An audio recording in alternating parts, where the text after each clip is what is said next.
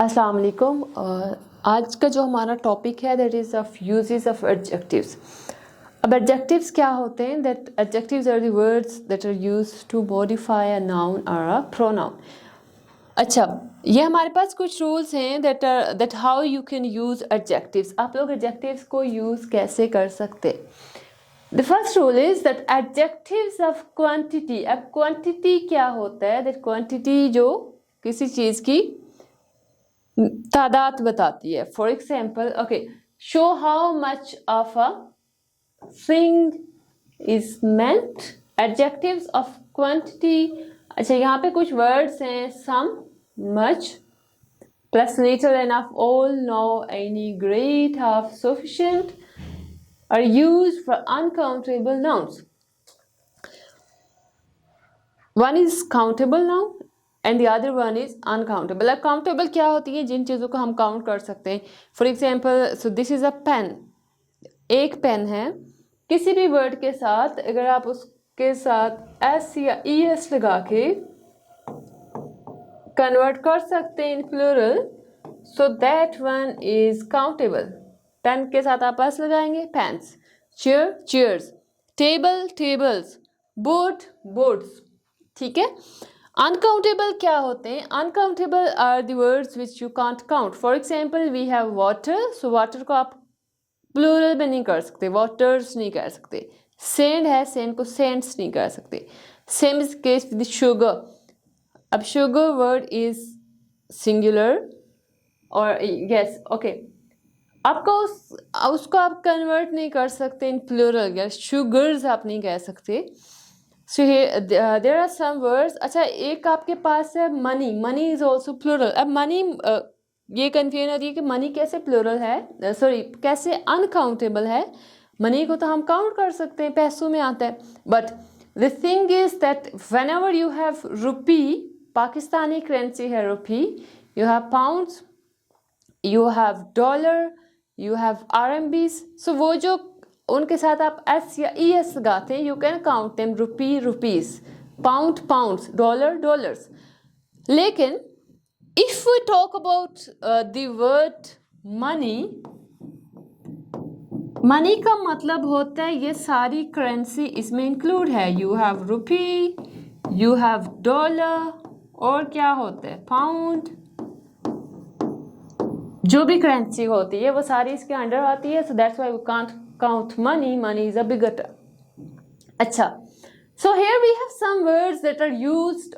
आप बाउंड होते हैं कि उनको आप काउंटेबल वर्ड्स के साथ यूज कर सकते हैं, अनकाउंटेबल के साथ। Like we have a sentence, I ate a few rice. I ate mean मैंने कुछ चावल खाए।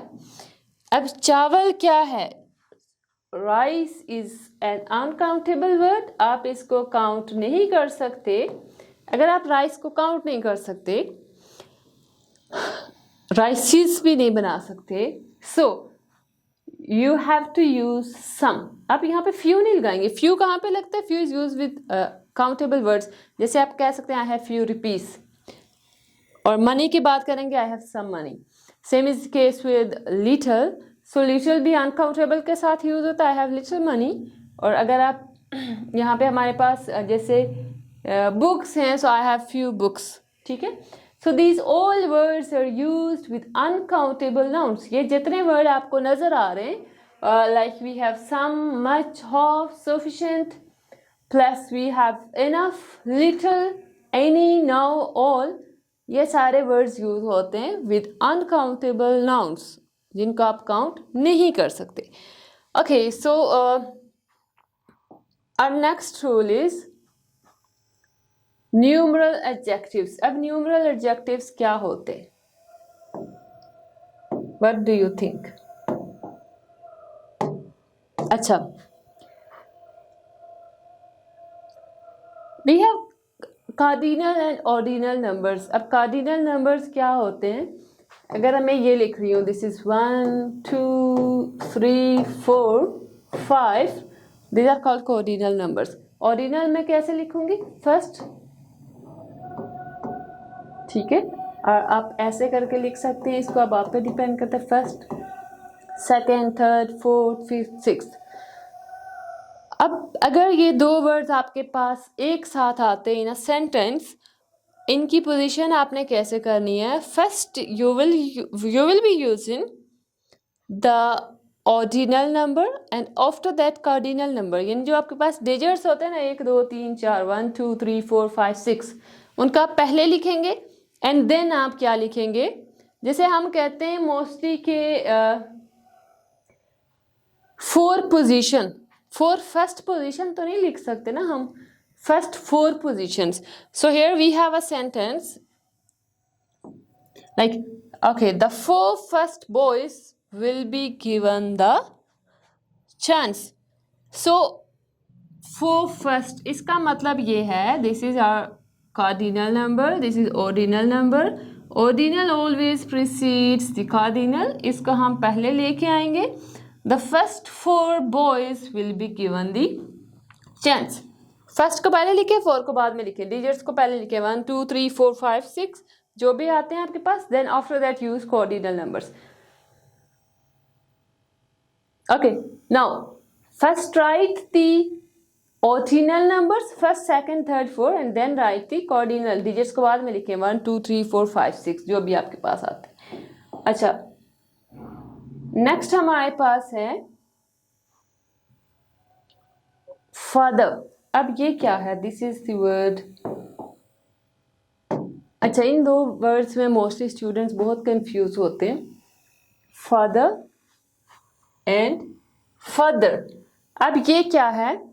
इसका मतलब है कि मजीद,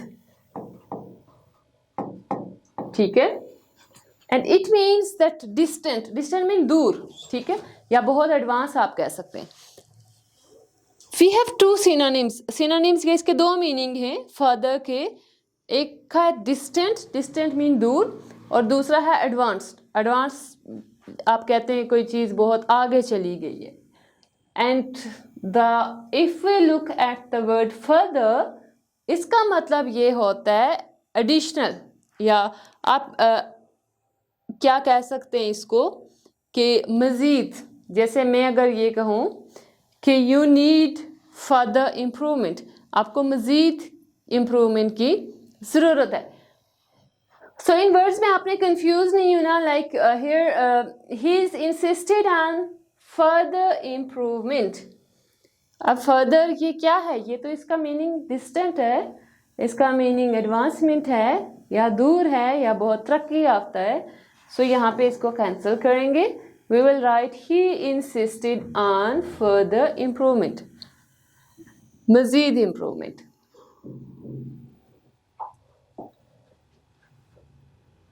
Okay, now we have one word that is called each and the other word is every.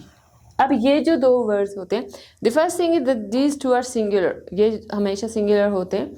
इनके साथ आप सिंगुलर हेल्पिंग वर्ब यूज करेंगे and you will be using singular verb as well. Okay, so जो आपके पास every है, ये हमेशा use किया जाता है विद मोर देन 2. ईच की बात करें, 2 के लिए भी यूज हो सकते हैं, 2 से ज़्यादा के लिए भी यूज हो सकता है, ठीक है. अच्छा, एक चीज और है, every of the 2 boys will get a prize. एक चीज आपने याद रखनी है कि जब आपके पास कोई भी सब्जेक्ट आता है, उसके बाद अगर प्रेपोजिशन आएगा and after that you have noun, तो आपने इस नाउन को नहीं देखना. You have to look at this one because this is our main subject. Subject के बाद जब प्रेपोजिशन आ जाता है तो, या उसके बाद प्रेपोजिशनल फ्रेज आता है, obviously this is called prepositional phrase of the 2 boys, but you have to look at your main subject that is every and each. अच्छा, every is always used with more than 2 and each is used with 2 और more than 2.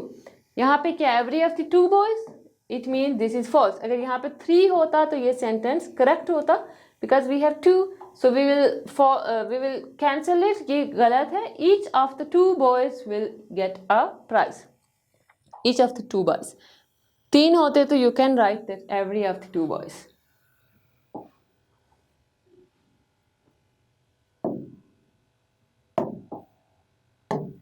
अच्छा, you have word like some. The second word is we have any. अच्छा, एक चीज आप लोगों ने याद करनी है कि जो हम लोगों के पास वर्ड है some is used in affirmative sentences or you can say positive sentences, और any यूज होता है in negative sentences as well as in interrogative sentences. some को आपने negative या interrogative sentences में नहीं यूज करना और any को positive sentence जाना. like have you bought some mangoes? So this is question mark, it means this is interrogative sentence. यहाँ पे हम क्या लगाएंगे? any. ठीक है? Have you bought any mangoes? Because this is interrogative sentence and in interrogative sentence we will use any, और अगर affirmative होता तो आप इसको यहाँ पे आप some लगा सकते थे.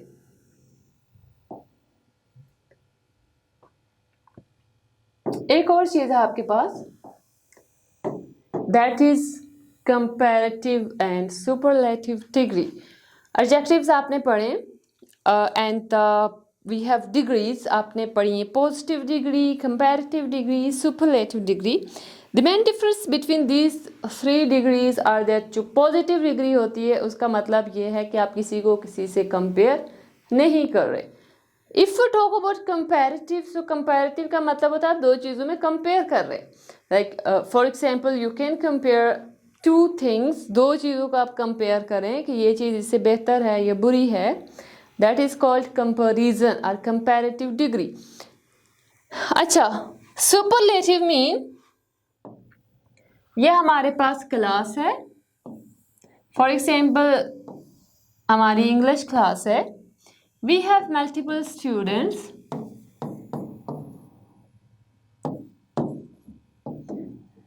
If I say that student number 2 is the best one, it means कि मैं इन सब में से किसी एक को सेलेक्ट करूंगी, इन सब में से बेहतरीन कौन है. That is called superlative.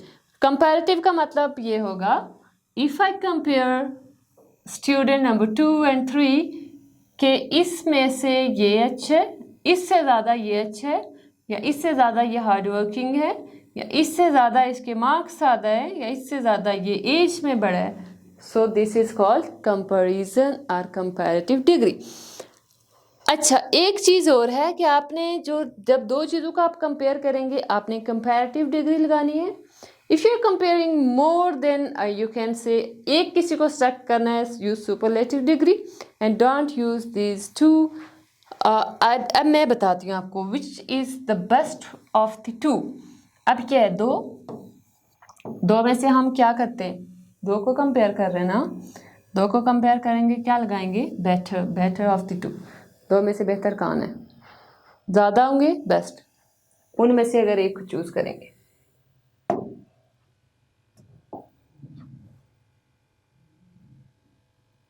अच्छा, the next rule is we have, अगर आप लोग ये करते हैं that you are comparing two qualities of the same person, आप ये कहते हैं कि ये बंदा मेहनत इतना नहीं करता बल्कि वो इंटेलिजेंट ज़्यादा है, और ही is more hardworking or he is more intelligent than hardworking. अब ये है, आप एक ही बंदे की दो क्वालिटीज बता रहे हैं, ठीक है. इसमें आपने ये करना है, if you are comparing two qualities of the same person, then use this word more. दो क्वालिटीज़ आपने बताई, आपने ये बताया कि एक चीज़ ज़्यादा है, he is visor then brave. इसका मतलब क्या है, ऑब्वियसली वाइजर देन ब्रेव आप एक बंदे के बारे में कह रहे हैं. He is more wiser, he is more wise. अच्छा, आपने ई आर रिमूव कर देना, ठीक है, ये मिस्टेक नहीं करने की ई आर दोबारा लगा रहे हैं. He is more wise than brave. Wiser नहीं लगाना, he is more wise than brave, just he is more wise than brave. अच्छा एक चीज और भी है यहाँ पे, आप वाइजर मोर वाइजर क्यों नहीं लगा सकते? मोर वाइजर हम इसलिए नहीं लगाएंगे, more is a comparative degree, wise, wise की डिग्रीज क्या है? You have wise, wiser plus wisest, this is comparative. ठीक है, अब मोर क्या है? More is also comparative. We can't use two comparative in a one sentence, दो comparative को एक सेंटेंस में हम यूज नहीं करेंगे। सो इसलिए हम ये पहली बात तो ये है कि जब एक ही पर्सन की, when we are discussing two qualities of the same person, so we will use more and we will remove er, हम er नहीं लगाएंगे।